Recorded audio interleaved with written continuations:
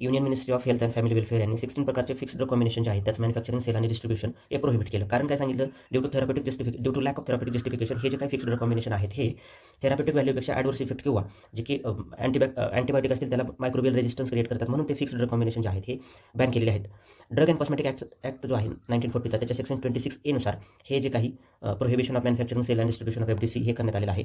DTAB drug technical advisory board जे आहे त्यांनी एक एक्सपर्ट कमिटी स्थापन केली आणि त्या कमिटीला सांगितलं की जे काही हे FDC आहेत हे ह्याचं थेरॅप्युटिक जस्टिफिकेशन बघा किंवा त्याचे ह्युमन हेल्थवर जे काही परिणाम होते ते बघायला सांगितलं. आणि त्याच्यानंतर त्यांनी रिपोर्ट दिला आणि रिपोर्ट दिल्यानंतर 16 FDC जे आहे due to lack of therapeutic justification ह्याचा जो काही यूज आहे तो डिस्कंटिन्यू करण्यात आला आणि त्याचं मॅन्युफॅक्चरिंग, सेल आणि डिस्ट्रिब्युशन हे देखील प्रोहिबिट करण्यात आले. ह्याच्यामध्ये कुठले प्रिपरेशन आहेत तर त्याच्यामध्ये डर्मॅटॉलॉजिकल प्रिपरेशन, ॲनाल्जेसिक, अँटीस्पाझमोटिक मेडिसिन आणि अँटीबायोटिक बेस्ड फॉर्म्युलेशन. कुठले फॉर्म्युलेशन आहेत?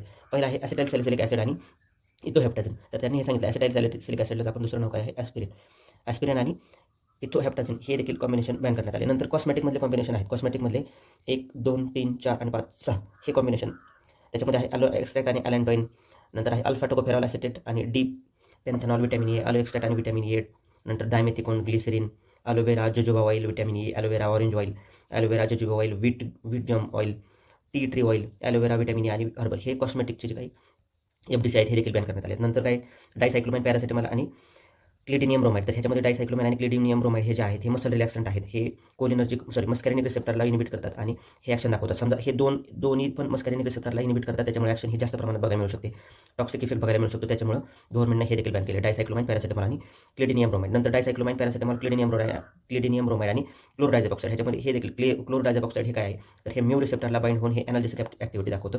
तर हे देखील टॉक्सिक किंवा ॲडवर्स ड्रग रिॲक्शन दाखवतं. याचं थेरॅप्युटिक जस्टिफिकेशन कमी असल्यामुळे देखील हा देखील बॅन करण्यात आले. डायसायक्लोमाइन, पॅरासिटामॉल, क्लिडिनियम ब्रोमाइड आणि क्लोरडायझॅपॉक्साइड. नंतर ग्लिक्लाझाइड आणि क्रोमियम पिकोलिनेट. हा ग्लिक्लाझाइड हा जो आहे हा अँटी डायबेटिक मेडिसिन आहे. टाईप 2 डायबेटिक पेशंटमध्ये हे दिलं जातं ग्लिक्लाझाइड. ह्यांनी काय सांगितलं की हे ग्लिक्लाझाइड जे आहे हे काय टाईप 2 डायबिटीजमध्ये वापरलं जातं आणि हे क्रोमियम जे आहे हे जे काही इन्सुलिनला सेन्सिटिव्हिटी आहे ते सेन्सिटिव्हिटी वाढेल, मात्र तसं इफेक्ट किंवा थेरॅप्युटिक व्हॅल्यू काही बघायला मिळाले नाही, म्हणून हे देखील बॅन केलं. नंतर आहे पॅरासिटामॉल आणि लिग्नोकेन. हे लिग्नोकेन जे आहे आपल्यामध्ये लोकल अॅनेस्थेटिक आहे. पॅरासिटामॉल अँटीबायोटिक आहे. ॲमॉक्सिसिलिन, सेरोटोपेप्टिडेज आणि लॅक्टोबॅसिलस स्पोरोजेन्स. ॲमॉक्सिसिलिन हे अँटीबायोटिक आहे. सेरोटोपेप्टिडेज हे प्रोटिओलायटिक एन्झाईम आहे. जर समजा सूज झाली किंवा एखादं इन्फेक्शन झालं तर त्याला हे इनहिबिट करण्यासाठी सेरोटोपेप्टिडेज वापरलं जातं.